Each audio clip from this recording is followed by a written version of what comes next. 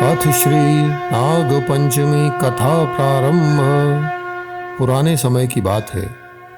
एक सेठ के 7 पुत्र थे, जिनमें से 7 भाइयों के विवाह हो चुके थे। सबसे छोटे भाई की पत्नी बहुत ही चरित्रवान एवं सुशील थी, लेकिन उसका कोई भी भाई नहीं था। एक दिन उनमें से सबसे बड़ी बहू ने घर को लीपने के लिए मिट्टी लाने सभी बहुओं को साथ चलने को कहा। वे सभी थलिया और खुरपी लेकर मिट्टी खोदने चले गए। तभी उनके सामने एक सर्प आ निकला और बड़ी बहू खुरपी से सर्प को मारने लगी। ये देखकर छोटी बहू ने उसे रोकते हुए कहा, इसे मत मारो, इसका कोई अपराध नहीं है। ये सुनकर बड़ी बहू ने सर्प को नहीं मारा और सर्प दूसरी जगह पर जाकर बैठ गया। तब सबसे छोटी बहू ने सांप से कहा, हम अभी लौट कर आते हैं, तुम यहां से मत जाना। ये कहकर वो सबके साथ मिट्टी लेकर घर चली गई और वहां कामकाज में फंसकर सर्प से जो वादा किया था उसे भूल गई। जब अगले दिन उसे ये बात याद आई कि उसने सर्प से वादा किया है, तो वो सबको साथ में लेकर वहां पहुंच गई और सांप को वहां बैठा देखकर बोली, सर्प भैया नमस्कार। सर्प ने कहा, तू मुझे भैया कह चुकी है, इसलिए तुझे छोड़ देता हूं, नहीं तो झूठी बात कहने पर मैं तुझे अभी डस लेता। उसने फिर कहा, भैया मुझसे भूल हो गई, मैं आपसे क्षमा मांगती हूं। फिर सर्प ने कहा, अच्छा ठीक है, आज से तू मेरी बहन हुई और मैं तेरा भाई, तुझे जो भी चीज चाहिए वो मांग ले। वो बोली, भैया मेरा कोई नहीं है, अच्छा हुआ तू मेरा भाई बन गया। समय बीतता चला गया और एक दिन वो सर्प मनुष्य का रूप रखकर छोटी बहू के घर चला गया और उसने घर वालों से कहा, मेरी बहन को भेज दो। लेकिन सबने कहा, इसका तो कोई भाई नहीं है। तो सर्प बोला, मैं दूर के रिश्ते का भाई हूं, बचपन से ही बाहर चला गया था। उसके विश्वास दिलाने से घर वालों ने छोटी बहू को उसके साथ भेज दिया। मार्ग में चलते हुए सर्प ने बताया कि मैं वही सर्प हूं, इसलिए तू डरना मत, जहां चलने में तुम्हें कठिनाई होती है वहां मेरी पूंछ पकड़ लेना। फिर वो उसके घर पहुंच गई। वहां की धन दौलत को देखकर वो चकित रह गई।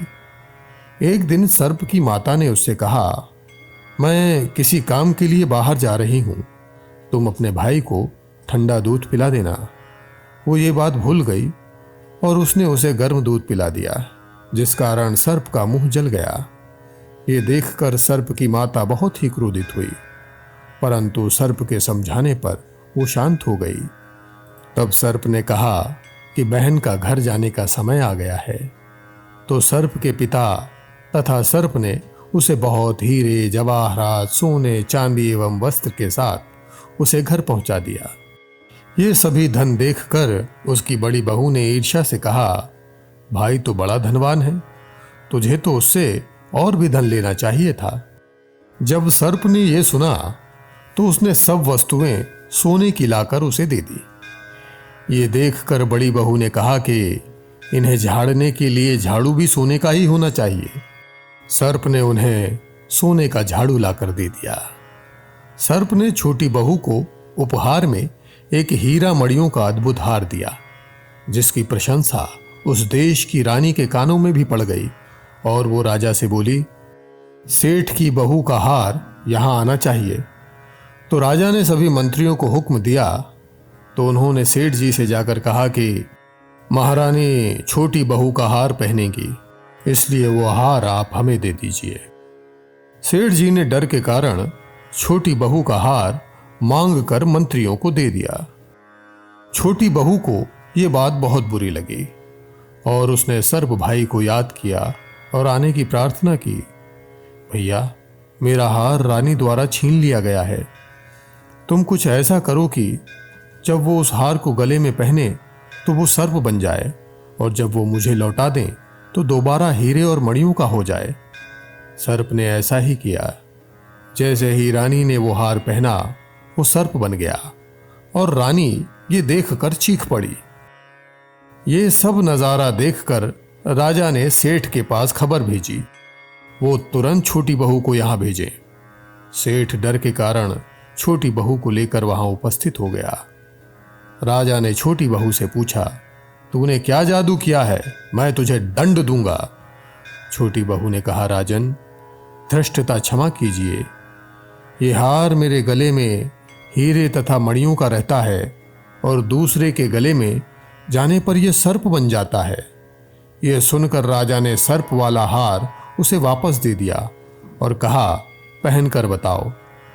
जैसे ही छोटी बहू ने वो हार पहना तो वो पुनः हीरा तथा मणियों का हो गया।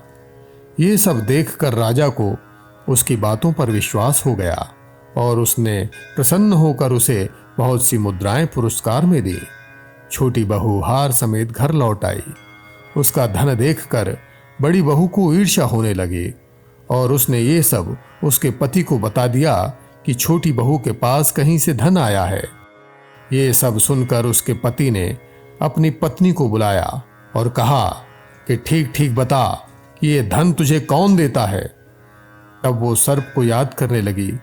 तभी अचानक से वहां सर्प आकर प्रकट हो गया और कहा, यदि मेरी बहन के आचरण पर किसी ने संदेह प्रकट करने की कोशिश की तो मैं उसे खा लूंगा। यह सुनकर छोटी बहू का पति बहुत ही प्रसन्न हुआ और उसने सर्प देवता का बहुत ही सत्कार किया। मान्यता है कि तभी से नाग पंचमी का त्योहार मनाया जाता है और स्त्रियां सर्प को भाई मानकर उसकी पूजा करती हैं। जय नाग देवता। हर हर महादेव। ओम नमः शिवाय।